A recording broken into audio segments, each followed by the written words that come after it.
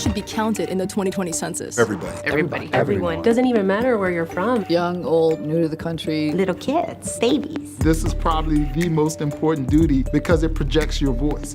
Every single person counts. In this time of social distancing, when taking a break from everyday life is critical to everyone's health, there is one thing we can all do together: complete the 2020 census. Your responses are critical to plan for the next 10 years of healthcare, infrastructure, and education. Let's make a difference together by taking a few minutes to go online to 2020census.gov. It's for the well-being of your community and will help shape America's future.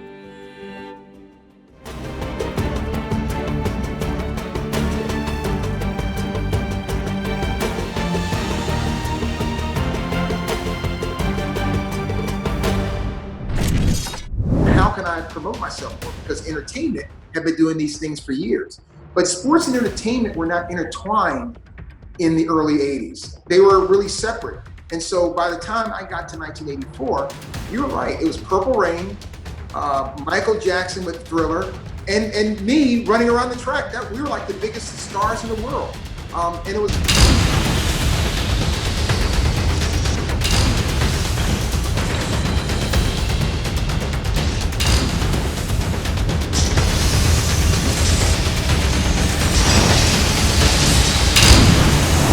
Hi, I'm Patty Smith with the Harris County Houston Sports Authority, and welcome to this week's episode of Queued Up. Yes, we've been quarantined, queued up for about 2 months. Of course, things are definitely loosening up, but we are still going strong here. We've got a great episode for you tonight. For those of you that have sent in your videos with our Gaming Together initiative with the Houston Outlaws, we will show those at the end of the show. But up next, we have a very special guest. He is not only a 9-time Olympic gold medalist, he's got 8 world championships under his belt. He is currently the assistant coach at the University of Houston. He has been touted as one of the greatest athletes in the world ever at any sport in any generation. He's the latest inductee into the Houston Sports Hall of Fame, and he is none other than Carl Lewis.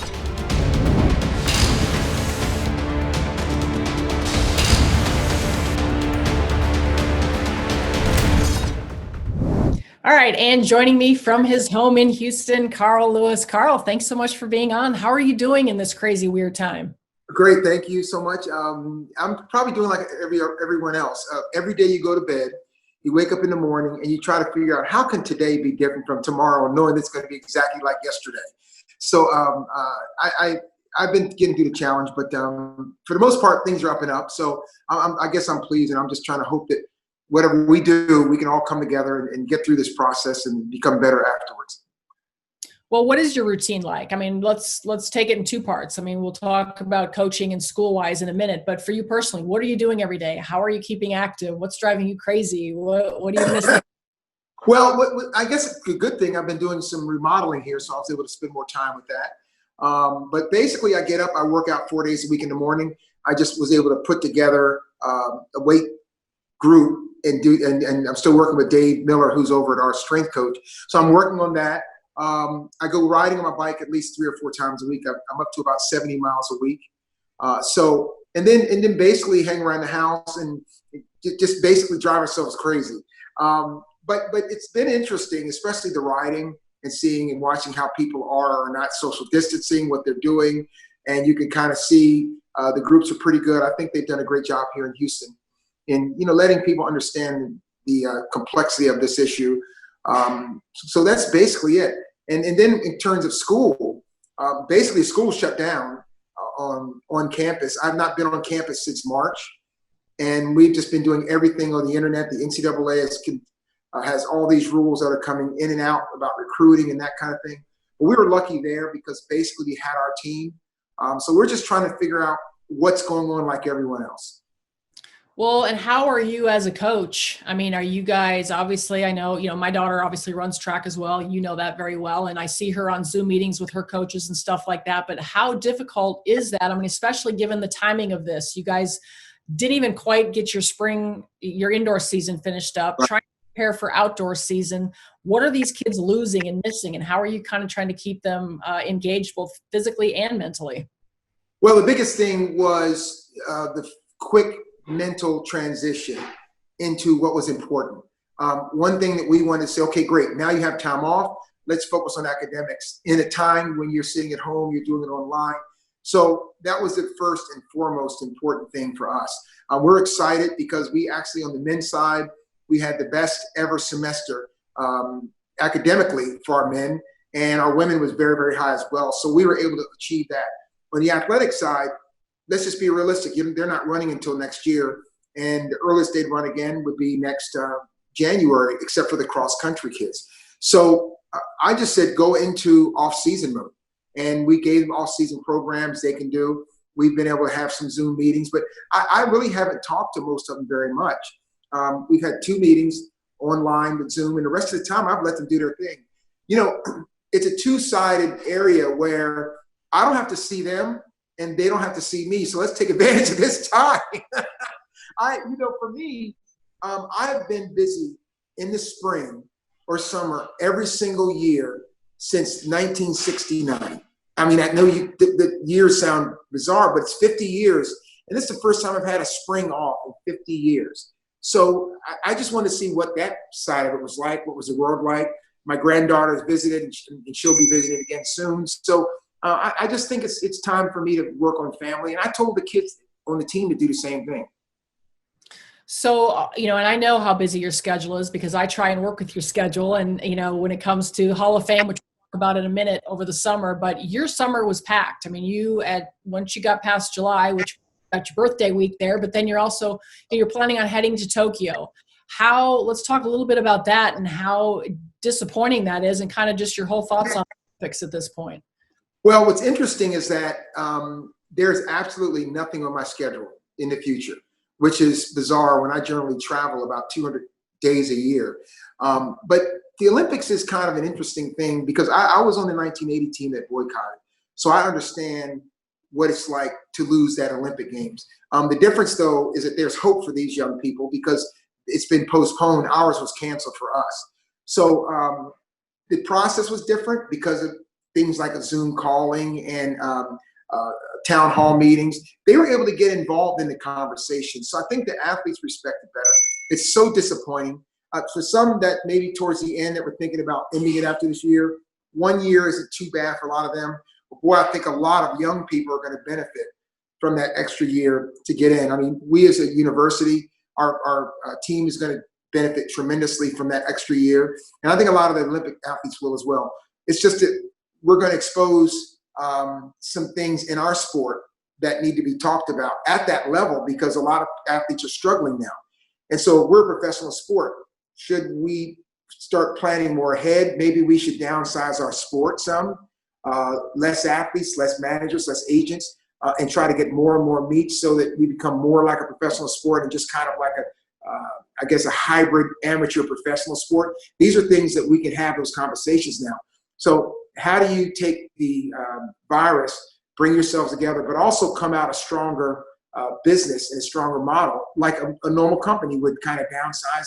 Chapter 11, they come out stronger, smaller, leaner. I think our sport needs to do the same thing. And our sport, and when you say we, are you talking about that as on an Olympic level, on a professional level, on an amateur level? Who's we when you say that? Well, I say, because anything, I kind of have 2 levels. There's college and high school, which is one, and then there's post-collegiate. When I say we, I really mean in that regard, post-collegiate, and that's the Olympic level. The college level is as we can see, is already going to shrink some. That's a little different because that's something that there's more support. I mean, I wish that college athletics could expand, especially for Olympic sports in those areas, because the more people that participate, I think it's better for our country and it's better for our young people. But at the professional level and the post-collegiate level needs to shrink to make it more of a professional sport. So at this point, the hope is that it has been postponed for a year. Do you feel pretty confident in that? Or, I mean, there's so much unknown at this point. Is there a chance that it doesn't happen? And your thoughts if that happens? Yeah, it's pretty nerve-wracking, the fact that we're not sure now. And I was just seeing some reports recently where now some of the other countries, some developing countries are now starting to get it. And will that affect the travel? And then we may end up where United States and a lot of countries are kind of on the other side. They may be doing well, but what about if there's 25 countries that are still struggling? Do we just ban them from coming, or do we not do it? So I'm optimistic, but I think that we also have to look at the fact that it just may not happen. But I'm really wishing for these young athletes to have their chance. But that also creates another problem, because now the World Championships has moved the year into 2022, which is normally an off year. Well, now there's a 2023 World Championships and a 2024 Olympics. Do we just skip one World Championships and just say we'll have one in between there, get a year off, and go to the Olympics? There's so many issues. And what if we do miss the Olympics, which God forbid happens? Then look how that changes the level of sports, because now every other sport has changed, and it really didn't have to. So we just don't know. And it's just, the thing about it is that it's one of those things where you don't know what you don't know. And I think that the athletes have to prepare themselves as though everything's going to happen, because it's easier to fall back than it is to try to push yourself forward late.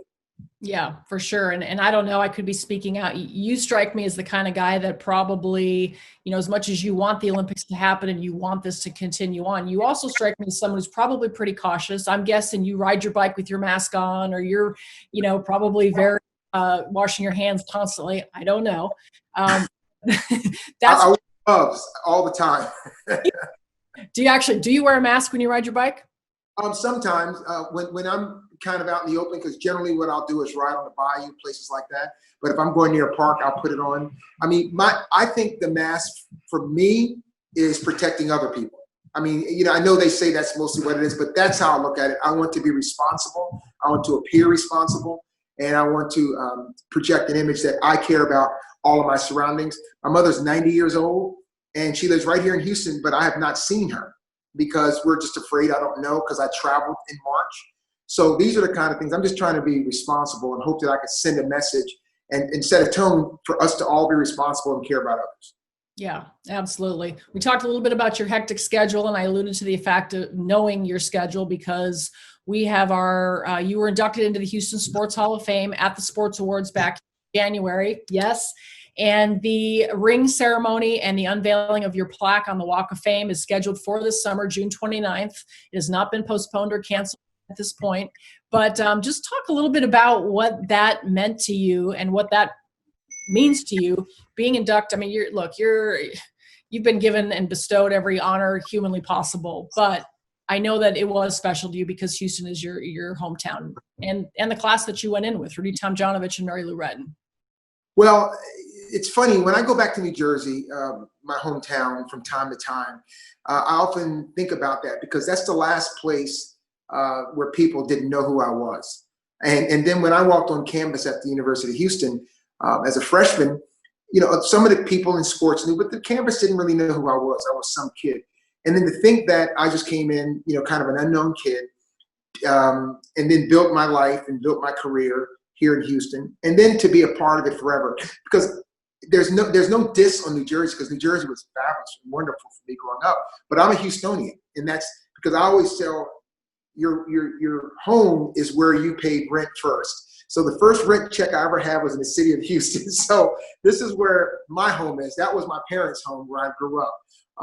So it's very special. And then, of course, for Mary Lou and I to have known each other now for over 30 years, and to have been both Houstonians through that whole process in the Olympic Games, and to see what Rudy did in the fabric of how he was able to kind of intertwine into the city and what the Rockets accomplished, it's just special. And to think about it, my granddaughter's 3 years old.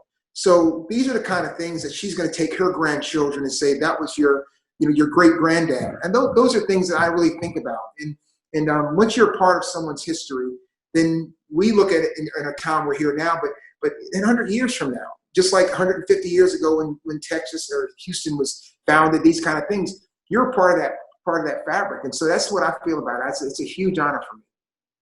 Well, and I'll tell you, we have a partner, Energy Ogre, and Cullen Gillespie, the Houston Texans, represents them. He and Energy Ogre, on behalf of you, would like to make a donation.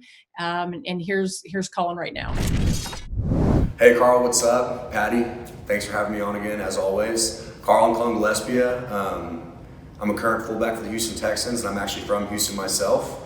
So being the Houston legend that you are, it's been amazing to see you working back at U of H and giving back to your alma mater. Also, congrats on being inducted into the Houston Sports Hall of Fame. Maybe I'll make it there one day, but I don't think it's going to be in track. Tracks wasn't my sport. I actually pole vaulted, so I didn't have to run track. But anyways, this week I know you're making a donation to the Houston Sports Hall of Fame and as well as Sports Authority Foundation. So on behalf of myself and Energy Order, we'd like to further that effort and make a donation to both of those campaigns as well. Carl, I'm a huge fan. Maybe you can critique my running form someday, but we appreciate it, guys, and thanks for having us on. Well, thank you, Cohen. I tell you, this is a tremendous honor for me and for the city. This city represents so many things in sports and athletics, and me being a coach at the University of Houston also brings me even closer to it. So thank you for your support, but also thank you and good luck to all the future Hall of Famers. It's a wonderful night. I mean, it is first class. It's as big as any event you can have in the country, and they did it in a way that makes you feel like Hollywood came to Houston for one night. All right, let's talk about that Hall of Fame careers a little bit. And you've mentioned Houston so many times, and you and I have talked about this a number of times. You never imagined Houston, Texas, of all places, we're going to end up. Well, that's a great story. When I was being recruited, Houston was the last visit I made. And to be honest, the visit was terrible until I talked to Coach Tellez. The last day, I said, "Oh, there's no way I'm coming to this place. This guy that was doing it, I don't want to be their teammates." And then all of a sudden, I talked to Coach Tellez, and he kind of resonated. He didn't try to recruit me at all. He just started coaching me in my first day, even on my visit. And I didn't realize that's what I was looking for until I heard it. And so he was such an amazing person. I mean, I wanted to be a great athlete. I wanted to jump far and run fast, and I wanted to be like a professional athlete, all in a sport that didn't have any of that stuff. So when he kind of talked about, yes, I think you can be an Olympic champion. I think you have the ability to do things. Then all of a sudden, it kind of opened my eyes. And at the time, Houston's program was new. He was only in his second year when I came in on my visit. And it didn't really have a big name. So when I signed, everyone was like, "Houston, where the heck did that come from?" It's like you came all the way from New Jersey to go to a small school in the state of Texas. What is that about? So it was a unique situation. And I could never have imagined, not only did I go on to win 9 gold medals and all of that stuff, but could have imagined that would have happened. And then been a part of the city and watched the growth of the city. I mean, the last 30 years has been absolutely incredible. And I can't imagine that I'm living in a city just like this, that when I moved here in 1979, it was completely different. So there's so many, it's almost like Houston grew and I just try to keep track of it and keep up with it. And my career just did it the whole way here. You know, when you talk about coming here and knowing what you want at that young age already, and it was really kind of wanting something that didn't exist. I mean, where do you think that came from? You're a kid. I know you did a lot of AAU type stuff, but some of the things that you wanted and dreamt about didn't even exist. Where did that desire and drive come from? Well, that's funny because it's kind of half and half. The desire to jump 29 feet came from watching Bob Beamon and these people. And I remember watching all pro sports with my family growing up and the Olympics for all those years. And then you start hearing about, well, the NBA players get paid as professionals and all of this. And then as I got into high school and started going to international kind of events, I said, we're doing the same thing. Why are we not the same? I didn't know when I was watching on television that track and field was only amateur and the NBA was not. I didn't know until I knew. And then when I knew, I said, well, I want to do that. I want those things. And the funniest thing about it, I said that before I was really clear about it. And then when I got it, I said, wait, there's no money, there's no opportunity. And I already said, this is what I want to do. So what do? Either you just kind of fall in line or you try to change it. So a lot of it was just being naive. And some of it was that I put my name on it is what I say to a lot of people before I knew all the facts. And then once I got the facts, it's like either you change it or you just accept it. And for so long, athletes just accepted it. And so that the biggest challenge for me was when I didn't want to accept it and I wanted to change it, was having to take 25, 30, 35-year-old athletes and say, it's time to change this. And I was 19 years old. They're like, kid, get out of here. You don't know what you're talking about.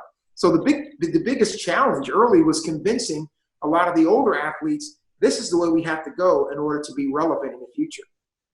Well, and your career is so long, and I won't go through every single part of it, but 10 Olympic gold medal or Olympic medals, 9 of them gold. You've got the 10 world championships, 8 of those gold, and all of those accolades. But aside from that, there's 2 things that I've talked to you about that kind of really stood out for me that I want you to kind of comment on, both of them, what they meant to you. And, one of them was going to that 80, I guess it was 84 Los Angeles, the 84 Olympics. Los Angeles, and the pressure that was on you, that you put on yourself, really, but what that you to win those 4 gold medals, 4 separate events, the 100, the long jump, and the relay. I mean, crazy. Well, what happened with that, it was part of that was naivete as well. I did not have an idea how big it was going to be. When I started talking about going for 4 in 83 and 82, I didn't have an idea, because track was totally different. The Olympics was different. We had just come off the 80 Olympics where we didn't go. The television was different. It was a 2-week event and it was over. And then by the time we got close to 84, now all of a sudden they're building up. It's in the United States. They're starting to promote people beforehand, which had never been done. So it was a combination of those things. And then by the time we got there was tons of pressure. And you know what? It was unprecedented because we didn't know what to do. No one had ever gone through that. Media was different than it is now. A lot of the things they do about the branding and the look and all that stuff, I was doing that because I learned it from the entertainment business. But no one was doing it then. This is normal now. I was so specific at the games. It was like, give me 6 uniforms because I'm competing 8 days. The way my socks were set, my hair would have to be cut perfect. Even the strings in my shorts, I kept them out on purpose. So all this little stuff, and prepare myself and my clothing, it was all the branding stuff. We didn't know what to call it, but I was just following these things. And then being on the cover of all these magazines, it was a challenge. And so I was in the middle of it before I realized how big it was. And then you do what you think is right. And the thing that helped me was that with Coach Tellez, we focused on the competition. We never got pulled away too far. And as long as I felt like I could continue to compete and win, then I could show what we could do afterwards. Make mistakes, you look back and say, gosh, I wish I'd done this or that different. But people don't remember those little things. What they remember is that I went there, I said I was trying, I got there, and I did it. Well, and you made no bones about it. You'd step foot on that campus and you said, I want to be rich. You were into the money and the and the image, and you were a diva and all those, that you were ahead of your time, really. But you made no bones about it. That's who you were. Some people misunderstood that. You didn't care. But just kind of talk about those times. That was in the 80s. I mean, it was Michael Jackson. It was Prince. It was Carl Lewis. I mean, I don't know that young people now, even the kids you coach, probably don't have probably any sense of the magnitude of what that popularity and fame was at that time. Yeah, that's a great point. And the thing about it is that when I wanted to jump far and I wanted to be a millionaire, I wanted to be rich like these other athletes that were in other sports. So then I realized I had to do things to get there. So when I went to the Grammys, a friend of mine named Narda Michael Walden took me to the Grammys. I wanted to learn how can I promote myself more, because entertainment had been doing these things for years. But sports and entertainment were not intertwined in the early 80s. They were really separate. And so by the time I got to 1984, you were right. It was Purple Rain, Michael Jackson with Thriller, and me running around the track. That we were like the biggest stars in the world. And it was the first time sports kind of came together. And a big part of that was because of the Olympics. It was in Los Angeles, and they created this entertainment content of the Olympics. And I just kind of rode that wave. But the biggest problem was that there are so many people that just didn't understand it. And they were like, what is this? We don't know what entertainment was. When I got into fashion, just to give you a funny example, I went to a press conference once and someone asked me what I was wearing. And I said, it's a Guess outfit. And the person says, I'm not sure, that's why I'm asking you. I said, no, the designer is Guess. So that's kind of what I was dealing with. And it was just so new. I mean, at the time, people came and they were humble, and and football players were tough, or basketball players were this, and that was totally different. And now you have someone that's entertainment, that's doing color, that's articulate, and then being a black man from New Jersey, and some people automatically translate, well, you must be the inner city. No, I lived in a middle class home with two parents that were both college graduates who were teachers. So there were all of these things that just didn't make sense. And so I learned as I was going, and the thing about it is that we didn't have publicists and managers or any of that stuff in those days. We had a little agent that managed your money, and the agents that managed the money in track were learning as well because we were not professional. So we had to figure it all out and step over it, and there was a huge pushback on the amateur side. They did not want professional because amateurism, like I said, even back then, was glorified slavery. It was just total control. So they were saying, now you're losing control. And then at the time I was 19, 20, 21 years old. And so, like I said earlier, a lot of the athletes were even saying, well, who does this 19-year-old think he is? Just he comes out here and he jumps 28 feet and he wins nationals and he's number one in the world. And now he wants to take over everything. So I was getting it from every angle. But I was fortunate because I had Joe Douglas, Coach Tellez, obviously my parents and family. And then over time, the Santa Monica Track Club, which was Leroy Burrell and Floyd Hurd and Mike Marsh and this crew, I couldn't have made it without all of them because I had to get a group around that said, we understand what you're doing and we'll support what you're doing. And then it gave me someone to support as well. And that's how I survived through all of those people, because if I didn't have that support, it would have crumbled. Well, and you were, to your point, you were doing it all. You were, you're doing the Hollywood thing. You're taking a shot at singing. You're hanging around with Stevie Wonder. I mean, you're just the celebs. Any of that ever a distraction for you? Was that a confidence builder? What? I mean, it was unprecedented at the time, but how did it affect your day to day? Well, the way I did it is that I looked at everything as a business. See, when I came to Houston out of New Jersey, I was extremely shy.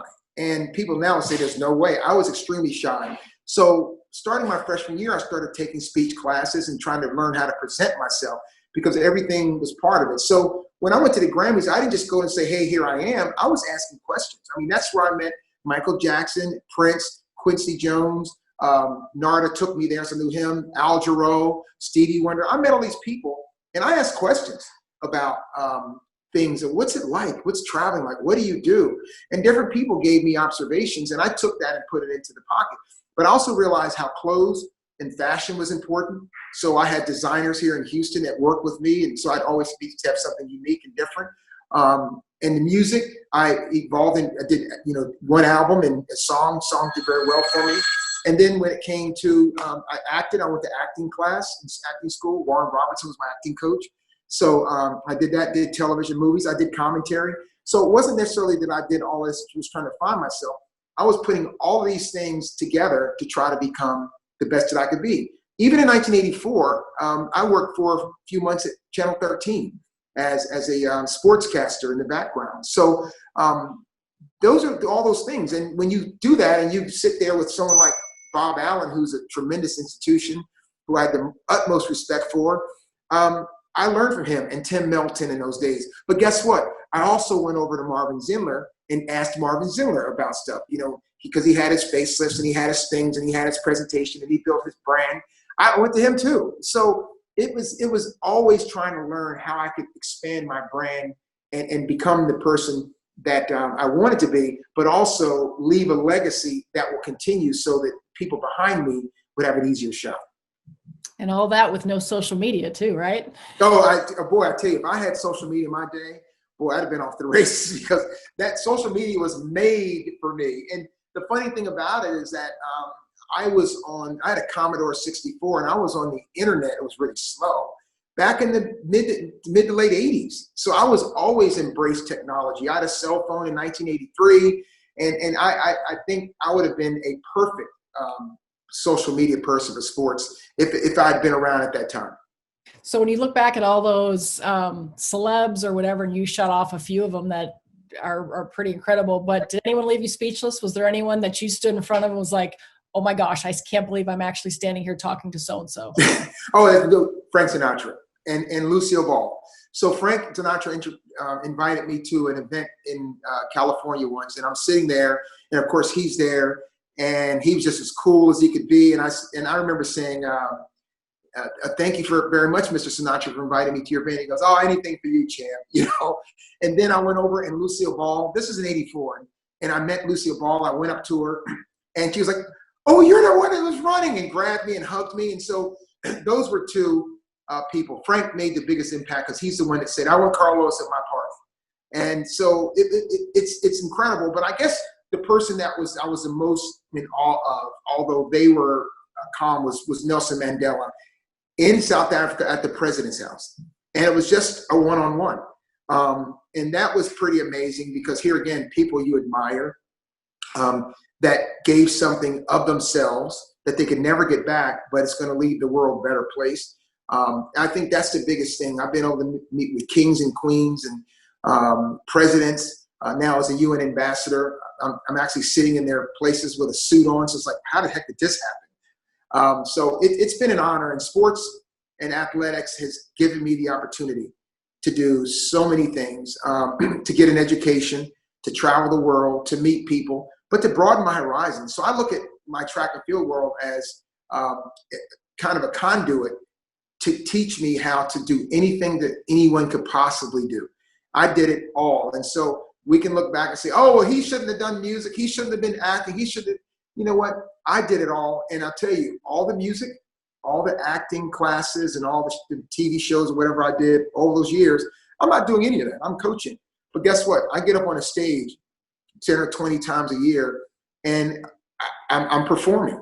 When I go to a meet, I've got to find a way to communicate to those kids. Maybe it goes through music and understanding that. When I tell kids, oh, I knew Prince, even the ones down there, oh my God, you knew Prince? I said, yes, I knew Prince. I knew Michael. Oh, you met Michael? So, you know, all of this stuff is a way for me to help me to communicate in a way that I need to now, especially to 18, 19, 22 or 3-year-olds who are impressed with someone who has 5 million followers that no one else knows. You know, I got to get through them somehow. Yeah. Well, I said there were 2 things. One I said was winning the 4 gold medals in those 4 separate events. The other one, to me, probably, I don't know, even more impressive because it's about the longevity, but you're, I think, one of only 3 athletes ever, but to win gold in the same individual event in the long jump. You did it in Los Angeles in '84, in Seoul in '88, Barcelona in '92, and then Atlanta in '96. That one to me is huge. Yeah, that's the most, I think, if I look at it, the most impressive thing. Because what happened when I went to Los Angeles, I was 23. I just turned 23 like a month before the game started. And there were athletes in there that were 30, and there were athletes in there that were 25 and some 19, whatever. But I was kind of on the young side of it. Then 4 years later, I'm 27. And so now I've got the same thing. I have a few less people older than me. More than are younger than me, but now they've had 4 years to figure it out. And then '92 was the year after the World Championships when Mike Powell took the world record. And now I'm 31. And so I'm basically maybe 2 or 3 people maybe older than me at the games. And then 96, I was the oldest guy. So when I started my first time, there may be guys that were in their 30s. I'm sure there were. And when I finished, those people were like close to 50 years old. So, so basically I had people that I competed against in the Olympic Games and won that were right at 50, and some they were teenagers or 19 or 20 years old. So I took on every age at every age. And it couldn't have happened without the way Coach Gillespie teaches and coaches to perfection, to work on your run, to do it. I mean, every stadium is different. So I had different wind, different conditions, different people, different environment, different situations. LA, it was the 4. In Seoul, it was the Ben Johnson, all of that drama. And then when I went to Barcelona, it was the year after Mike Powell took the world record. And then in '96, I was the old guy, 35 years old, just barely made the team. So that's what I'm most proud about is the longevity, but having to deal with a completely different environment every single time.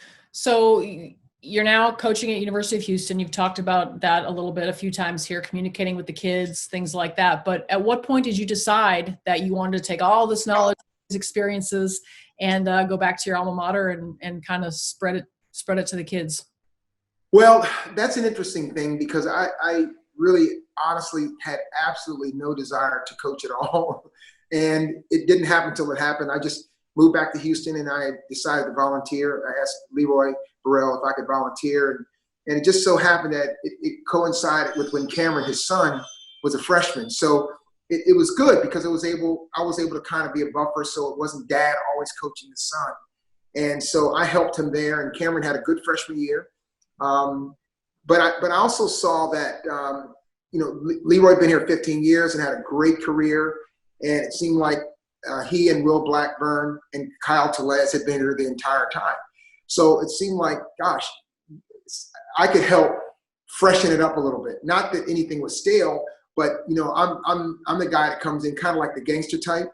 Leroy's very sophisticated, articulate, smart, driving and everything else. And then Will has his everything, but it could be good cop, bad cop. I'm going to come in and be the bad cop, and let's just kind of shake it up a little bit. And the great thing about it could have never happened without them. I couldn't have done this anywhere else, come in and tried to help a program because it wouldn't have worked. It's just that I knew and respected Leroy and Kyle. I've known him since he was in high school, and Will when he got here. So the thing is that it was a perfect situation for me to learn from these coaches who'd been in this game a long time, who'd won conference championships, who'd had national champions, to see if I wanted to do it. Once I got in, the competitive side of me hit it. And I said, wait a minute, I've got to help bring in my own people because I want to win. I mean, people thought, well, you're at U of H, you're not Power 5, you can't do this. And I'm like, I don't care, I want to win. I mean, I'm a winner. I went to the Olympics 4 times. I'm not here just to go out and tap on it. But the great thing about it, it couldn't have happened anywhere but Houston. We have the best track and field athletes in the world in high school. No doubt, I don't care, challenge me anywhere.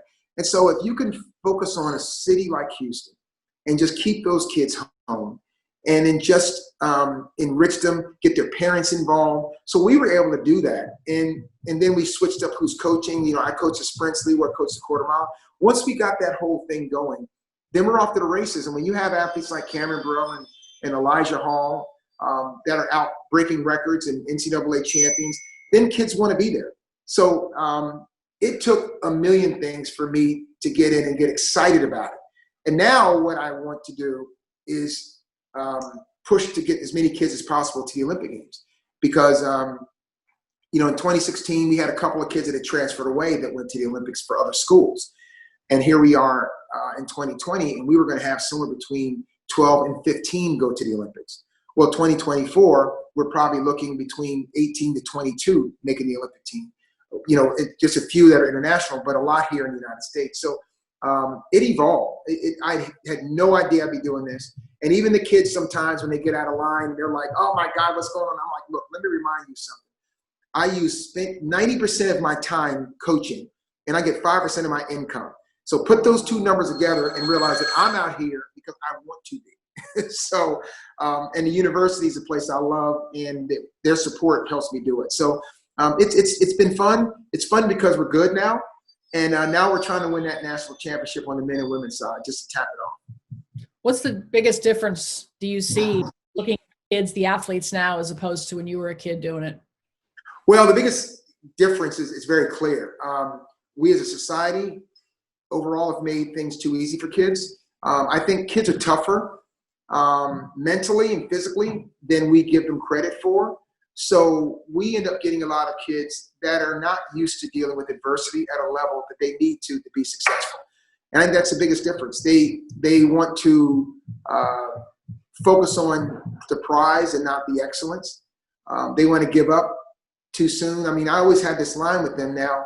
The first thing they say, I can't do it. I say, no, can't. You mean haven't.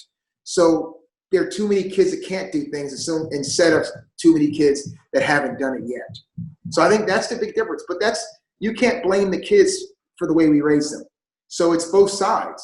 Kids are looking for things to be easier, but we're in a way trying to make it easier. So I think we need to make sure we toughen our kids up because they really can take it.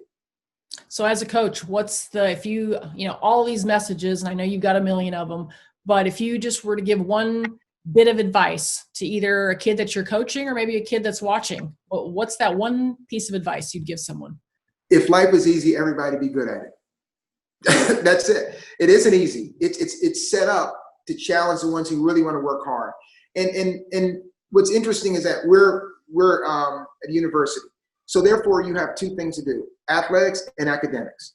So half the kids either like or don't mind academics. I do it, they do well.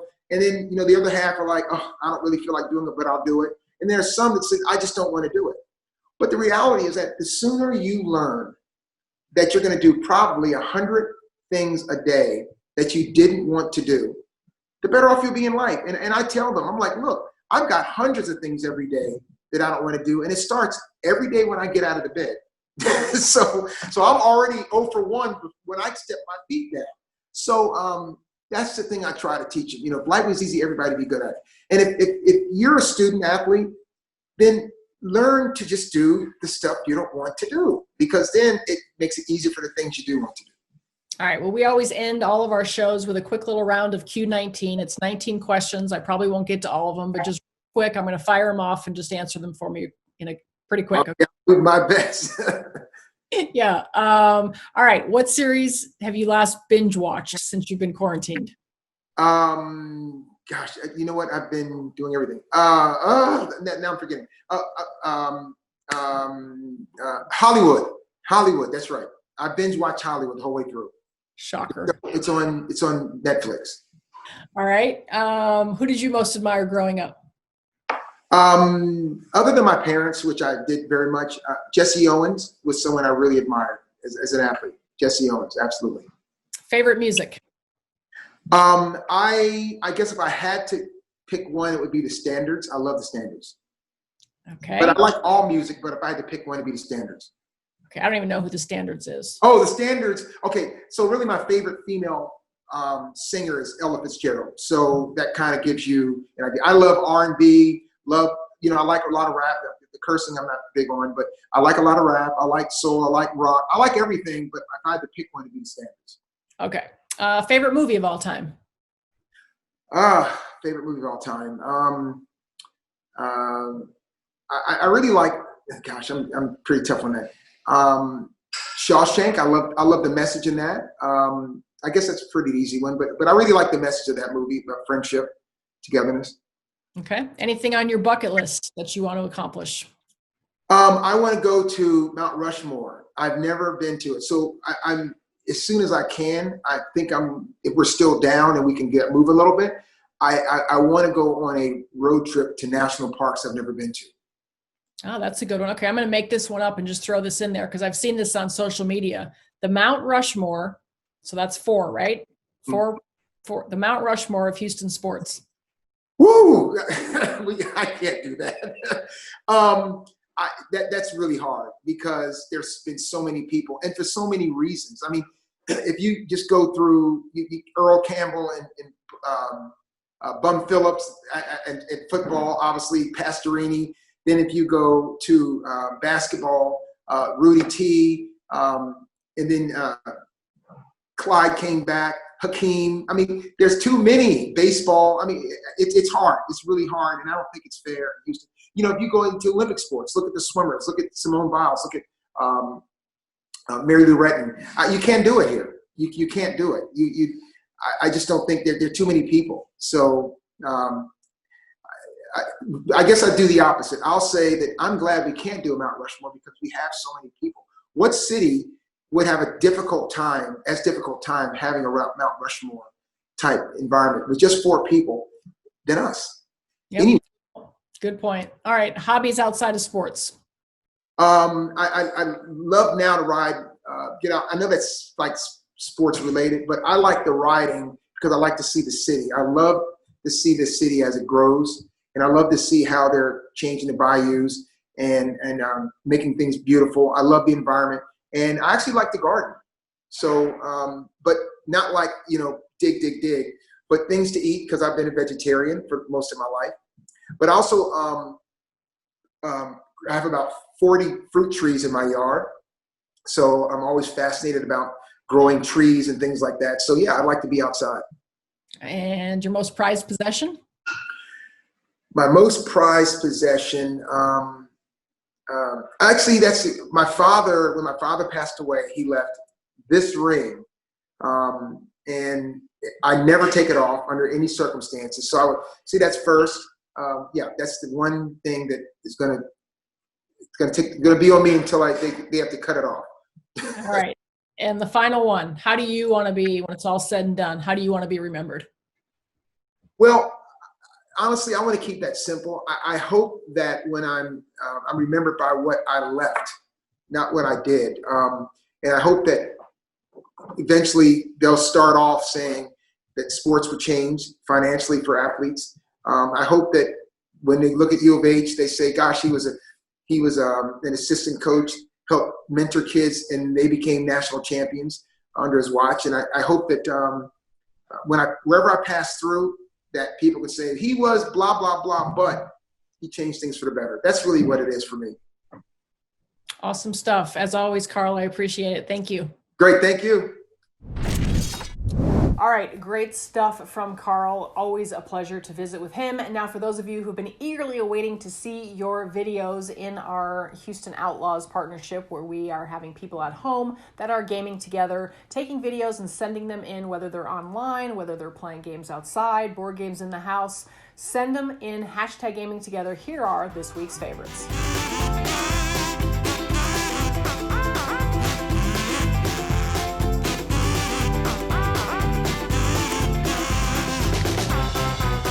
Go.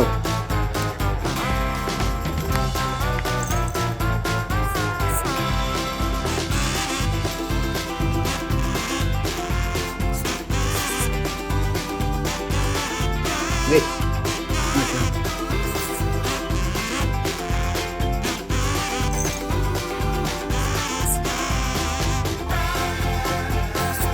I win!